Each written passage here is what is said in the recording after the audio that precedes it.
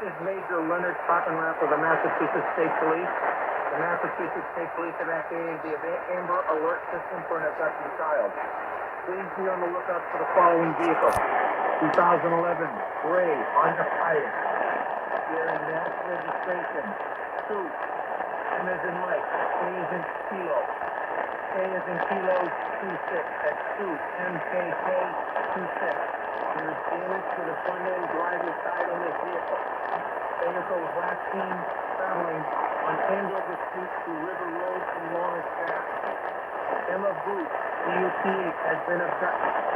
Emma Booth last seen at 8:45 p.m. in the area of Andover Street in Lawrence. That vehicle. Emma Booth is described as a Dominican/Cambodian female with black hair and brown eyes.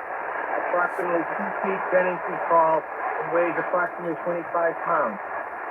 Emma Booth was last seen wearing a pink coat with silver buckle and pink pants with flowers. We need your help.